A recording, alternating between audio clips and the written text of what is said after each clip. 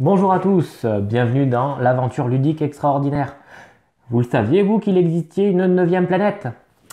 Alors, si vous ne le saviez pas, je vous invite à jouer à The Crew. On commence par ouvrir la boîte, je vous explique comment on y joue.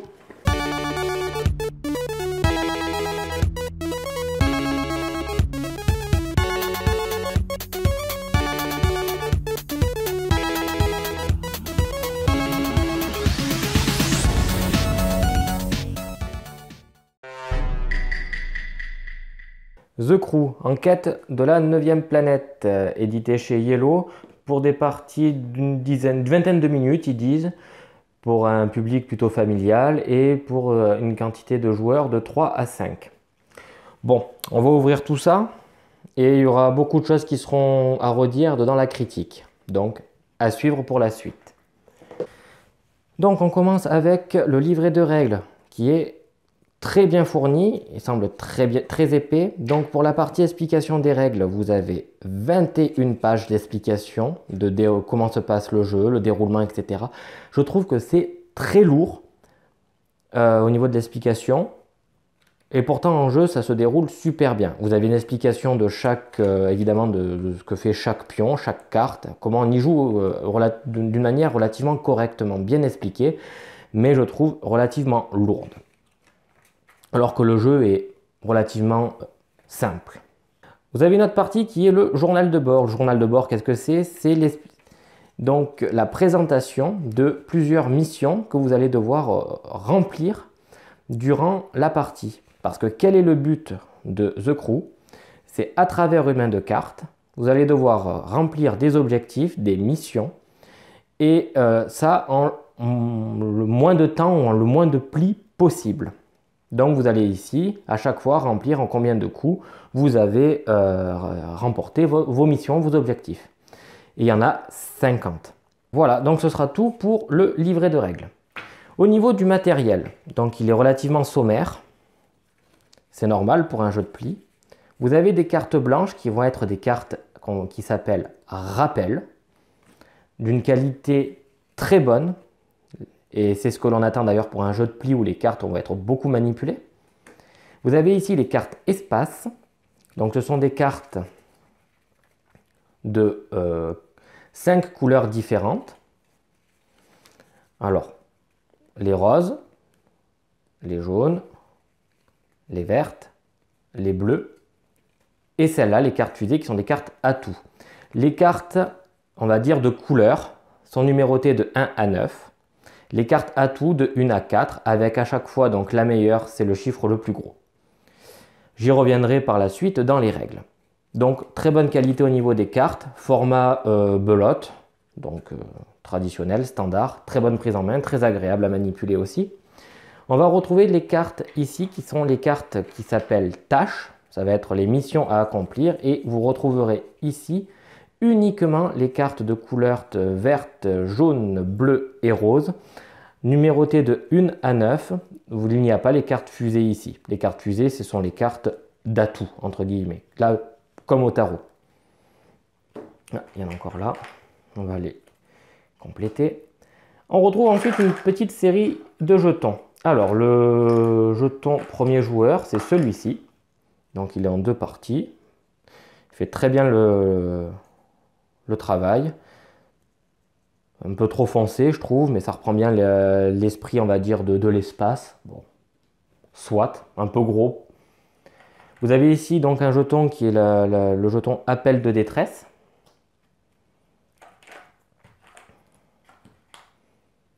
Vous avez 5 jetons recto verso. Voilà, donc 5 jetons de communication qui vont servir à transmettre des informations à vos partenaires de jeu. Ils sont recto verso. Vous allez vite voir pourquoi dans l'explication des règles. Il y a des jetons aussi, comme ça. Tous ces jetons, ici, présentés, vont vous donner l'ordre dans lequel les missions vont devoir se remplir, se faire. Vous avez les chiffres qui vont être, on va dire, une obligation. C'est impératif que cet objectif soit fait en premier, deuxième, troisième, quatrième ou cinquième. Et celui-là, ce sera plutôt un ordre de grandeur. Il faut que celui-ci soit fait avant celui-là avant celui-là. Mais on peut très bien faire celui-ci, faire un objectif neutre entre, faire celui-là, etc. Voilà. J'y reviendrai par la suite, mais le matériel est donc à base de jetons en carton, très suffisant en termes de qualité pour pouvoir jouer à The Crew. Voilà, maintenant on passe pour les règles. Donc, pour les règles de The Crew, je vais faire une mise en place pour 4 joueurs.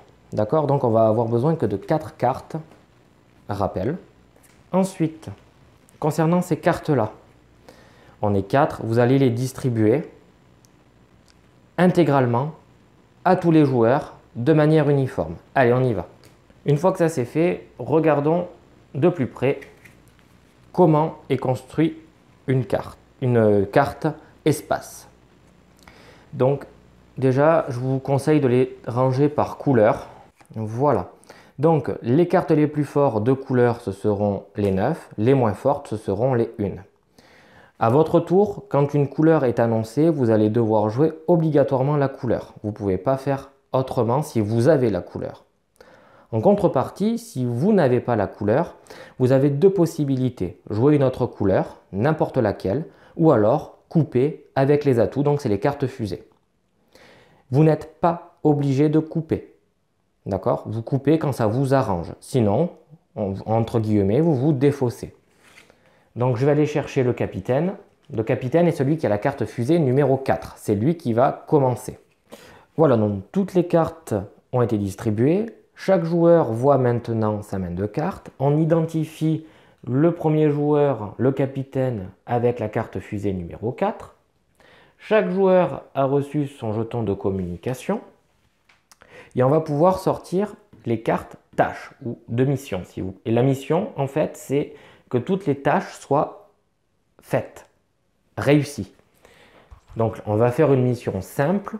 On va faire une mission simple avec 2 tâches. Voilà. En quoi consistent les tâches? Il faut que la personne qui va prendre une carte tâche accepte comme obligation de remporter le pli qui va contenir la carte 1 rose ou la carte 9 bleue.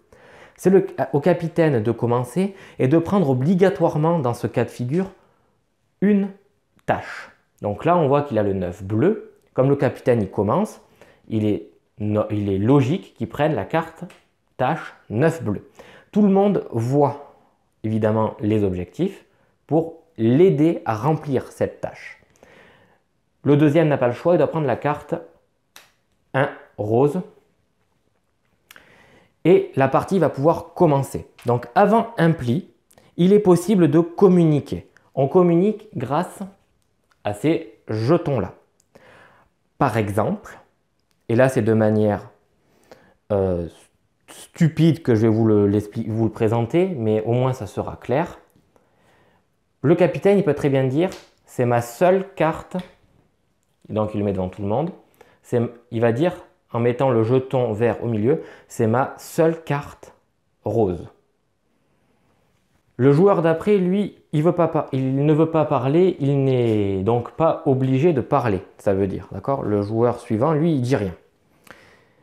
Le joueur numéro 3, il va donner une information qui va être importante pour la suite. Il va dire, moi j'ai le 9 rose, c'est ma carte la meilleure. Donc il va mettre le jeton vert tout en haut de la carte numéro 9, tout le monde la voit. Et enfin, le dernier joueur va donner une information qui peut être pour le coup utile. Il va dire, moi mon 1 rose, c'est moi qui l'ai, vu que c'est une tâche à remplir, parce que c'est lui qui doit la remplir, ne l'oublions pas. C'est moi qui l'ai, c'est ma carte la plus faible. En somme, si on résume, le premier joueur, quand il dit qu'il a le 2 et que c'est sa seule carte, ça parle de soi, il n'a pas d'autre carte rose. Sur le tour où le 1 rose sera joué, il faut obligatoirement que ce joueur-là la remporte, sinon la mission est perdue. Le joueur numéro 3, qui est ici, annonce qu'il a le 9 rose. C'est sa carte la plus forte. Mais ça veut aussi dire qu'il a encore des roses. Si ça serait sa seule, il l'aurait mis là. Hein, si on essaye de communiquer au mieux. Là, si ça serait sa seule carte rose et qu'il fasse ça, il induirait en erreur son équipe. Donc, il faut faire bien attention à ça. Pareil pour le joueur numéro 4, en disant que le 1 est sa carte la plus faible, il sous-entend qu'il en a d'autres aussi. Ça peut donner une certaine marge de manœuvre. Dans certaines missions, il est possible d'utiliser ce jeton-là, qui est le jeton signal de détresse. Dans le sens des aiguilles d'une montre, les joueurs vont se donner une carte. Certes, ça fait perdre des points pour la mission, mais si c'est pour jouer pour le fun, bon, vous pouvez à la fois l'utiliser ou alors vous en passer. Nous, personnellement, nous ne l'avons jamais utilisé. Et ça peut débloquer certaines parties. Voilà, donc maintenant, comment ça se passe? Un tour de jeu, eh bien, le capitaine va dire et va commencer en disant « Moi, je vais jouer mon 9. » Il est maître. Tout le monde va jouer un bleu, qu'importe. Hein. Il n'y a pas nécessité de forcément jouer la plus petite comme je viens de faire là. Il remporte le 9. Du coup, il montre qu'il a remporté sa mission, sa tâche, en retournant sa carte mission. C'est à nouveau à lui de jouer. Il va essayer de faire remporter donc à tout le monde la prochaine mission. Et là, à ce moment-là, vu qu'il vient d'utiliser la carte qui était, on va dire, communiquée, il va devoir retourner son jeton. Il n'aura plus le droit de communiquer. On communique donc une seule fois par partie. Le joueur suivant, il doit remporter le 1, donc il va mettre le 7 pour aider son équipe à lui laisser la possibilité de gagner. Parce qu'il aurait mis le 5, le joueur numéro 3 était enquiquiné. Hein, c'est lui qui allait remporter le pli et la mission était perdue. Ça veut dire que le numéro 3 aurait très bien pu communiquer en disant que sa carte numéro 6 était sa plus faible. Ça aurait dit à son collègue numéro 2, attention, j'ai pas plus petit que le 6. Là aussi, la communication est importante. Et donc le joueur numéro 4 va donner, pour remplir la mission, la carte numéro 1. Le joueur numéro 2 remporte sa tâche et la partie est terminée. Je vais reprendre le cas du joueur numéro 3. Il a décidé, dans notre exemple, de communiquer sur le 9. Donc il la pose et il dit que c'est sa plus forte. Normalement, dans la main, revient la carte rappel. Cette carte, comme son nom l'indique, rappelle au joueur qu'il a une carte qui est posée devant lui. C'est pour tout simplement ne pas l'oublier. Et ça, tous les autres joueurs auraient dû le faire, mais présenter comme ça sur la table, déjà, c'est pas très évident. Donc, en plus, en rajouter à chaque fois, ça aurait peut-être pas aidé à la compréhension. Mais sachez que quand vous mettez une carte devant vous, il est préférable de prendre la carte rappel dans son jeu, dans sa main.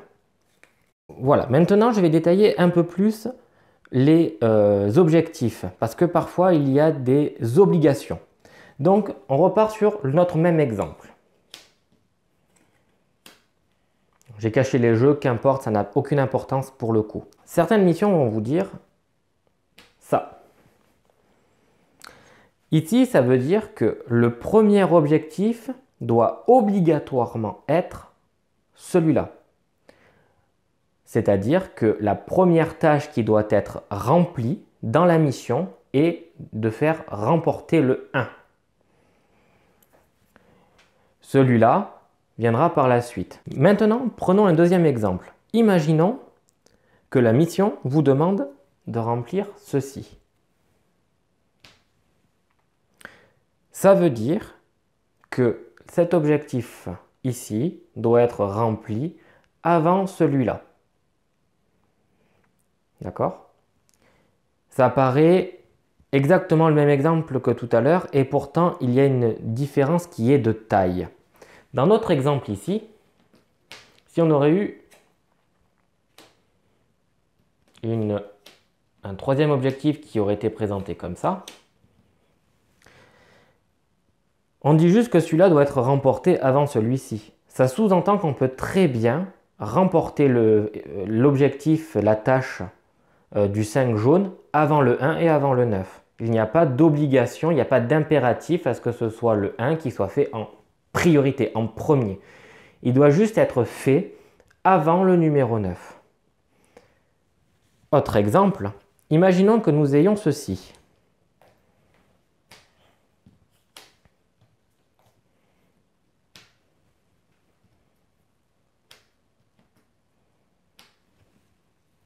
Dans cet exemple-là, l'objectif qui doit être rempli en premier, quoi qu'il arrive, c'est le 1.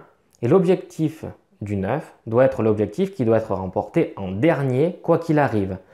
Indirectement, c'est comme si on vous disait, en premier, il faut remplir le 1, ensuite le 5 et après le 9. Et voilà, vous savez tout du matériel et des règles de base de The Crew. Je vous reviendrai prochainement pour vous présenter mon bilan. Sur ce, on se retrouve très vite pour de nouvelles aventures. Ciao!